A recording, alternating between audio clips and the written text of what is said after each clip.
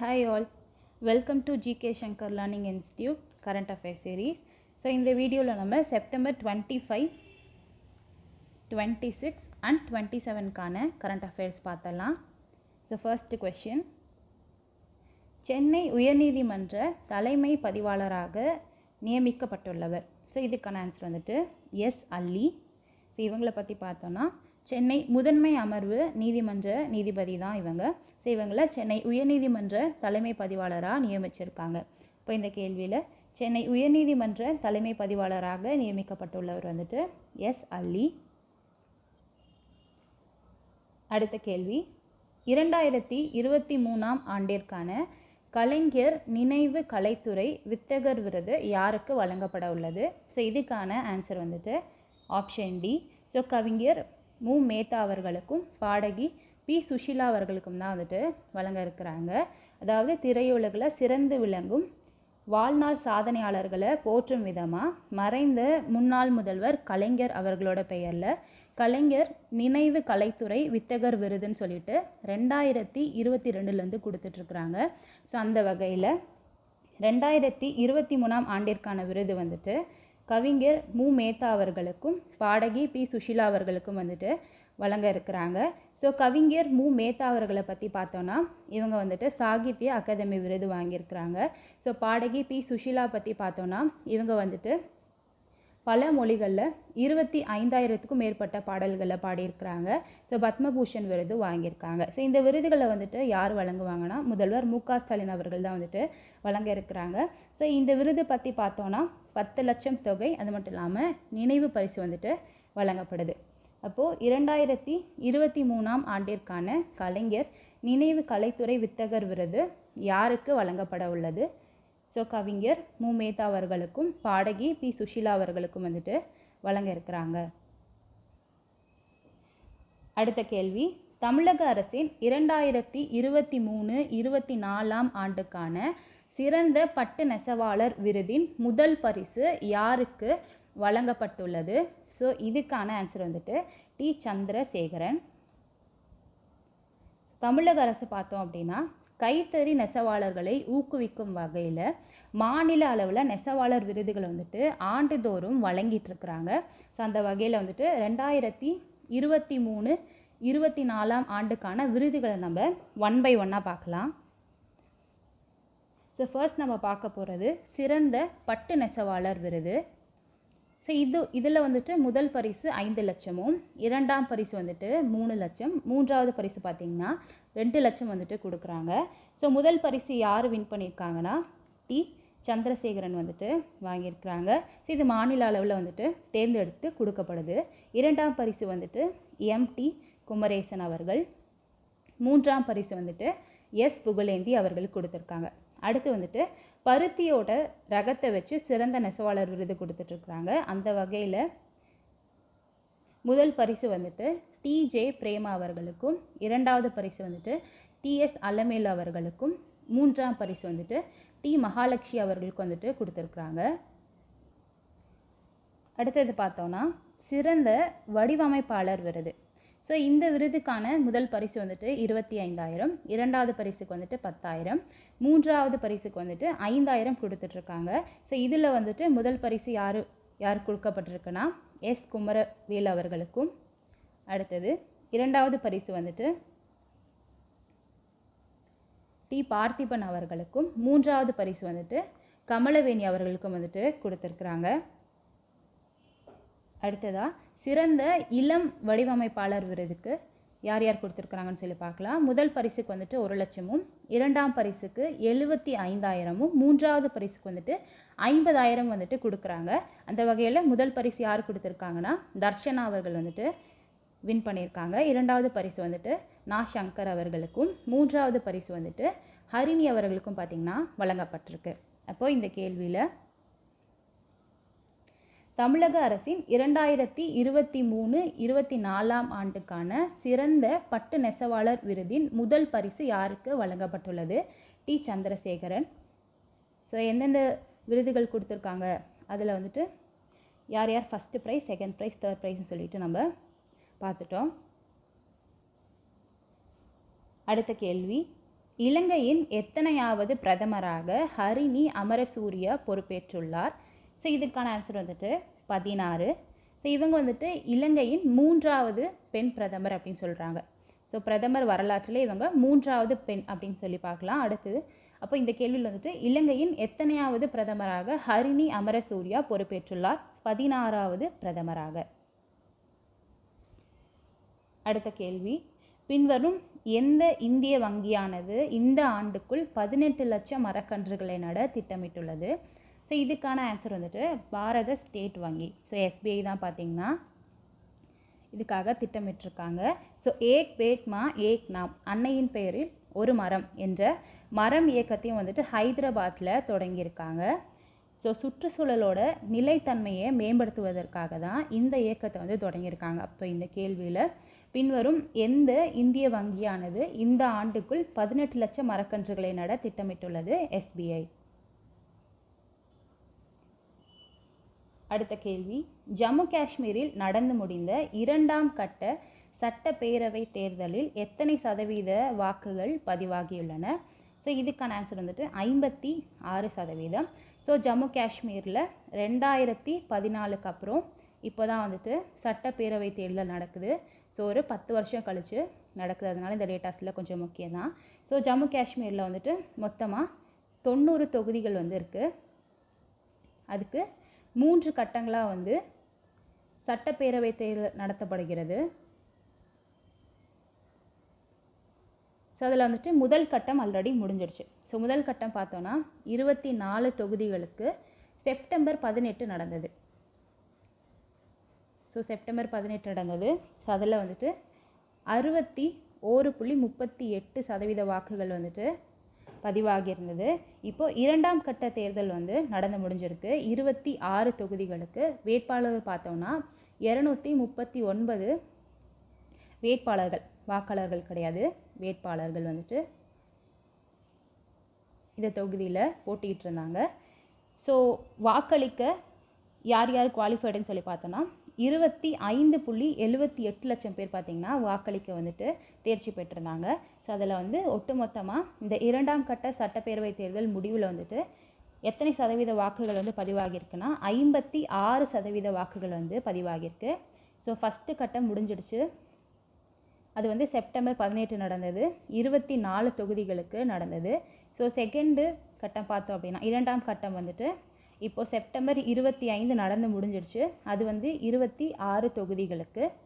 அடுத்தது வந்துட்டு 3வது கட்டம் பார்த்தோன்னா 40 தொகுதிகளுக்கு அக்டோபர் 1 வந்து நடக்க போகுது.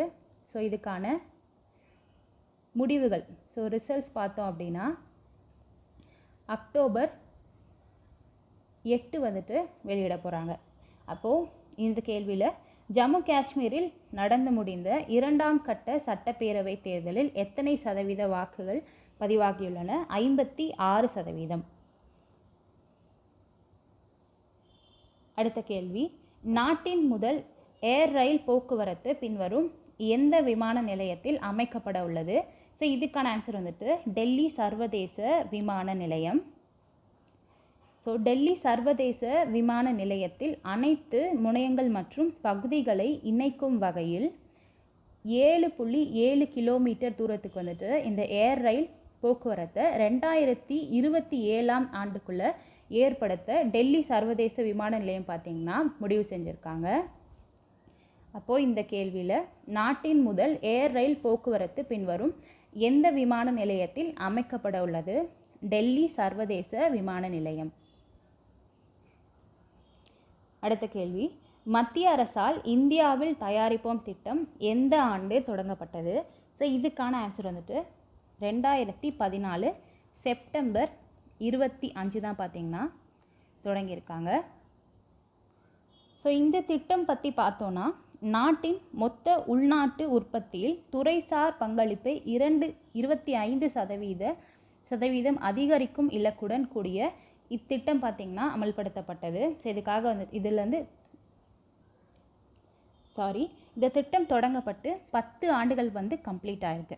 ஸோ இந்த திட்டத்தின் மூலயமா இந்த 10 ஆண்டுகளில் ஒரு சில டேட்டாஸ் கொடுத்துருக்காங்க, அதை பார்க்கலாம். ஸோ இந்த திட்டத்தின் மூலயமா 90க்கும் மேற்பட்ட நட்பு நாடுகளுக்கு வந்துட்டு ஆயுதங்கள் மற்றும் இராணுவ தளவாடங்களை வந்துட்டு ஏற்றுமதி செஞ்சுருக்காங்க இந்தியா. அது மட்டும் இல்லாமல் உள்நாட்டில் பாதுகாப்புத்துறை உற்பத்தியை ஊக்குவிக்க மத்திய அரசு வந்துட்டு நிறைய நடவடிக்கைகளை எடுத்துகிட்டு இருக்காங்க. அதன் விளைவாக வந்துட்டு 2023-24 ஆண்டில் இந்தியாவின் பாதுகாப்புத்துறை ஏற்றுமதியில் முதல் முறையாக 21,000 கோடியை வந்துட்டு கடந்தது.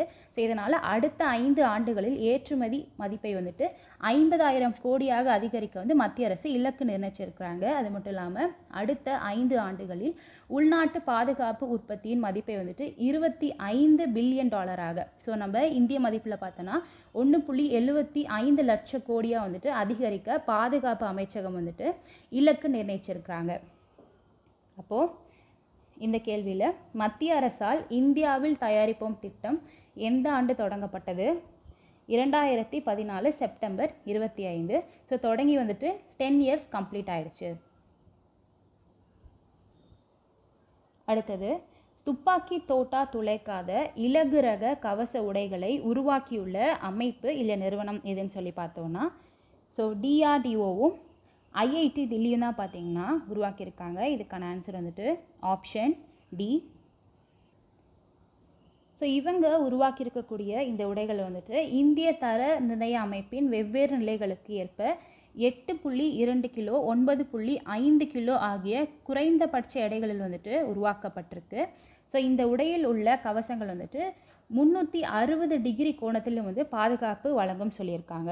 ஸோ அதாவது வந்து இலகு ரக கவச உடைகள் வந்து கிட்டத்தட்ட உச்சபட்ச ஆபத்தையும் வந்துட்டு எதிர்கொள்ளும் திறன் கொண்டதுன்னு சொல்லியிருக்காங்க. அப்போது இந்த கேள்வியில் துப்பாக்கி தோட்டா துளைக்காத இலகு ரக கவச உடைகளை உருவாக்கியுள்ள அமைப்பு இல்லைனா நிறுவனம் இல்லை ரெண்டுமே சேர்த்து பார்த்தோன்னா DRDO மற்றும் IIT Delhi. So option D. அடுத்த கேள்வி, இந்தியாவின் உணவு தானிய உற்பத்தி 2023-24 பயிர் ஆண்டில் எத்தனை கோடி டன்னாக உச்சம் தொட்டுள்ளது? ஸோ இதுக்கான ஆன்சர் வந்துட்டு 33.22 கோடி டன்னாக வந்துட்டு உச்சம் அடைஞ்சிருக்கு. இதுக்கான அறிவிப்பு வந்து மத்திய வேளாண் அமைச்சகம் வந்து கொடுத்துருக்காங்க.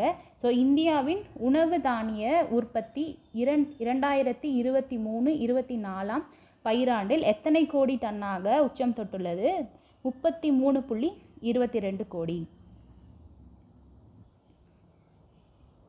அடுத்த கேள்வி, தேசிய சூப்பர் கம்ப்யூட்டிங் திட்டத்தின் கீழ் உள்நாட்டில் உருவாக்கப்பட்ட எத்தனை பரம்ருத்ரா சூப்பர் கம்ப்யூட்டர்களின் செயல்பாட்டை பிரதமர் மோடி தொடங்கியுள்ளார்? ஸோ இதுக்கான ஆன்சர் வந்துட்டு 3.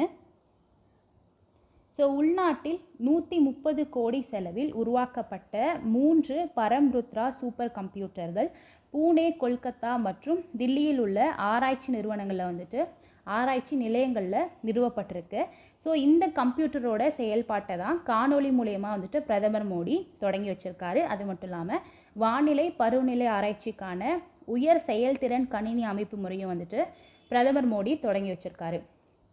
அப்போ இந்த கேள்வியில் தேசிய சூப்பர் கம்ப்யூட்டிங் திட்டத்தின் கீழ் உள்நாட்டில் உருவாக்கப்பட்ட எத்தனை பரம்ருத்ரா சூப்பர் கம்ப்யூட்டர்களின் செயல்பாட்டை பிரதமர் மோடி தொடங்கியுள்ளார்? ஸோ இதுக்கான ஆன்சர் வந்துட்டு 3. அடுத்த கேள்வி, ஸோ நாட்டில் 15 வயது மற்றும் அதற்கு மேற்பட்டவர்களுக்கான வேலையின்மை 2023 ஜூலை முதல் 2024 ஜூன் வரை எத்தனை சதவீதமாக உள்ளது?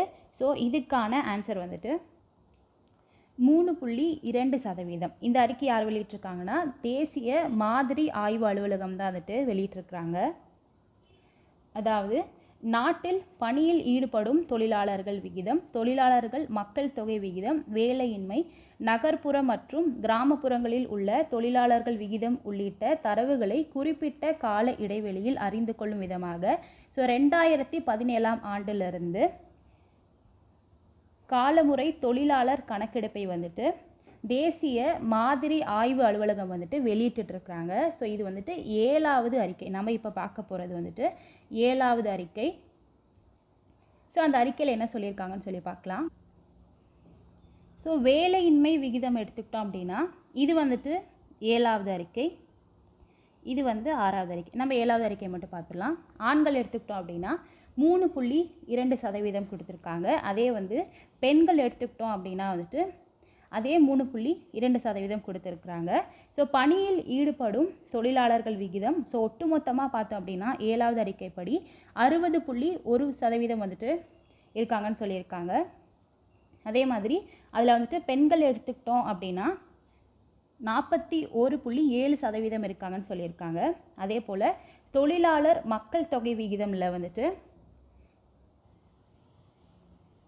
ஸோ பெண்கள் எடுத்துக்கிட்டோன்னா 40.3%, அதே வந்துட்டு ஆண்கள் எடுத்துக்கிட்டோன்னா 76.3%.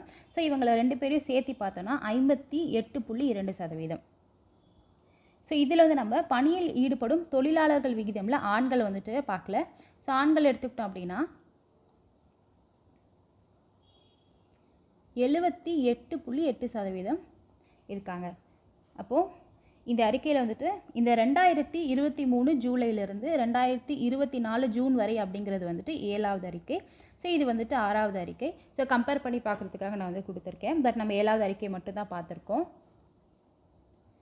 அப்போது இந்த கேள்வியில் நாட்டில் 15 வயது மற்றும் அதற்கு மேற்பட்டவர்களுக்கான வேலையின்மை 2023 ஜூலை முதல் 2024 ஜூன் வரை எத்தனை சதவீதமாக உள்ளது?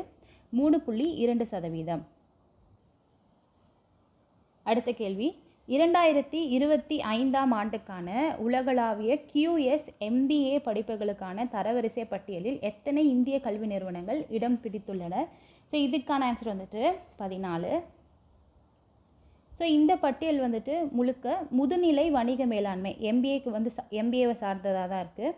ஸோ இதில் வந்துட்டு 58 நாடுகள் மற்றும் பிரதேசங்களில் உள்ள 340 சிறந்த MBA படிப்புகளை ஆய்வு செய்து தான் இந்த பட்டியலை வந்துட்டு வெளியிட்டிருக்கிறாங்க. ஸோ QS தரவரிசை பட்டியல் 2025ஆம் ஆண்டுக்கானது. ஸோ இதில் வந்துட்டு முதல் இடத்துல யார் இருக்காங்கன்னு சொல்லி பார்த்தோன்னா அமெரிக்காவின் ஸ்டான்ஃபோர்ட் ஸ்கூல் ஆஃப் பிஸ்னஸ் தான் முதல் இடத்துல இருக்காங்க. 5வது ஆண்டாக பார்த்தீங்கன்னா முதல் இடத்துல இருக்கிறாங்க. ஸோ இந்த பட்டியலில் இந்தியாவை சார்ந்த கல்வி நிறுவனங்கள் என்னென்ன இருக்குன்னு சொல்லி பார்க்கலாம். ஸோ உலகின் 100 சிறந்த கல்வி நிறுவனங்களை இந்தியாவிலிருந்து எந்தெந்த கல்வி நிறுவனங்கள் அப்படின்னு சொல்லி 1 by 1 பார்க்கலாம். பெங்களூர், அகமதாபாத், கொல்கத்தா, இந்தூர், லக்னோ, உதய்பூர், கோழிக்கோடு ஆகிய 7 IIM. ஸோ 7 IIM நிறுவனம் பார்த்திங்கன்னா இடம் பிடிச்சிருக்காங்க. So Indian Institute of Management இடம் பிடிச்சிருக்காங்க. அதில் ரொம்ப முக்கியமாக பார்த்தோம் அப்படின்னா பெங்களூர், அகமதாபாத், கொல்கத்தா IIM வந்துட்டு வேலை வாய்ப்பு திறன் அளிப்பதில் முதல் 50 இடங்களை வந்துட்டு இடம் பிடிச்சிருக்காங்க. நம்ம வந்து டோட்டலாக அந்த 100 நிறுவனங்களில் இந்தியா வந்து எத்தனை இடம் பிடிச்சிருக்காங்கன்னு சொல்லி பார்த்தோம். அதில் எந்தெந்த இடம் சொல்லிட்டு குறிப்பாக பார்க்கலாம்.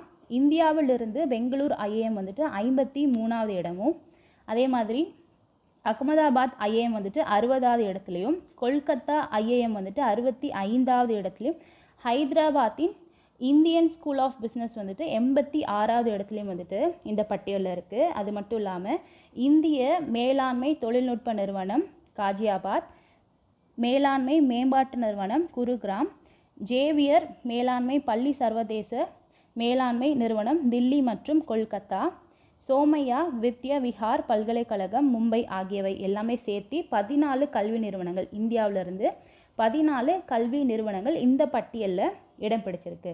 அப்போது இந்த கேள்வியில் 2025ஆம் ஆண்டுக்கான உலகளாவிய QS MBA படிப்புகளுக்கான தரவரிசை பட்டியலில் எத்தனை இந்திய கல்வி நிறுவனங்கள் இடம் பிடித்துள்ளன? 14. அடுத்த கேள்வி, சீனாவில் நடைபெற்ற ATP 250 போட்டியான ஹாங்ஸு ஓப்பனில் ஆடவர் இரட்டையர் பிரிவில் எந்த நாட்டைச் சேர்ந்த கூட்டணி சாம்பியன் பட்டம் வென்றுள்ளது? ஸோ இதுக்கான ஆன்சர் வந்துட்டு இந்தியா. ஸோ இந்தியாவின் ஜீவன் நெடுஞ்செழியன் மற்றும் விஜய் சுந்தர் பிரசாந்த் தான் வந்துட்டு சாம்பியன் பட்டம் வென்றிருக்கிறாங்க. ஸோ இவங்க 2 பேரும் சேர்ந்து இந்த ATPயில் பார்த்தீங்கன்னா சாம்பியன் பட்டம் வென்றிருக்கிறதின் அடிப்படையில் முதல் ATP பட்டம் வந்துட்டு சொல்கிறாங்க. அப்போ இந்த கேள்வியில் சீனாவில் நடைபெற்ற ATP 250 போட்டியான ஹாங்ஸு ஓப்பனில் ஆடவர் இரட்டையர் பிரிவில் எந்த நாட்டைச் சேர்ந்த கூட்டணி சாம்பியன் பட்டம் வென்றுள்ளது? இந்தியா. ஸோ இந்தியாவின் ஜீவன் நெடுஞ்செழியன் மற்றும் விஜய் சுந்தர் பிரசாந்த் இணை தான் பார்த்தீங்கன்னா சாம்பியன் பட்டம் வென்றிருக்காங்க. ஸோ அடுத்தது முக்கிய தினங்கள் பார்த்தலாம். செப்டம்பர் 25, 26 and 27க்கான இம்பார்ட்டன்ட் டேஸ் பார்க்கலாம். ஃபஸ்ட்டு 25 இதை பார்த்தலாம். உலக மருந்தாளுநர்கள் தினம். ஸோ வேர்ல்டு ஃபார்மாசிஸ்ட் டே. இதுக்கான கருப்பொருள் வந்துட்டு pharmacist meeting global health needs. So இது முதல்ல அனுசரிக்கப்பட்ட ஆண்டு வந்துட்டு 2010. அடுத்தது உலக நுரையீரல் தினம், வேர்ல்டு லங் டே. ஸோ இதோட தீம் என்னன்னு சொல்லி பார்த்தோன்னா, இந்த தீம் எல்லாமே 24th தான். Clean air and healthy lungs for all. So இது முதல்ல அனுசரிக்கப்பட்ட ஆண்டு வந்துட்டு 2017. அடுத்தது செப்டம்பர் 26 பார்க்கலாம். செப்டம்பர் 26க்கான இம்பார்ட்டன்ட் டே வந்துட்டு உலக கடல்சார் தினம், வேர்ல்டு மேரிடைம் டே. ஸோ இதுக்கான தீம் கருப்பொருள் பார்த்தோன்னா navigating the future safety first. இது முதல்ல அனுசரிக்கப்பட்ட ஆண்டு வந்துட்டு 1978. அடுத்தது செப்டம்பர் 27க்கானது பார்க்கலாம். உலக சுற்றுலா தினம், வேர்ல்டு டூரிசம் டே. ஸோ இதுக்கான கருப்பொருள் டூரிசம் அண்ட் பீஸ். இது முதல்ல அனுசரிக்கப்பட்ட ஆண்டு வந்துட்டு 1980. ஸோ நம்ம 25, 26 அண்ட் 27க்கான இம்பார்ட்டன்ட் டேஸ் பார்த்து முடிச்சிட்டோம். ஸோ நம்ம அடுத்து இது போல் நம்ம அடுத்த கரண்ட் அஃபேர்ஸ் வீடியோவில் பார்க்கலாம். Make use of it. Thank you.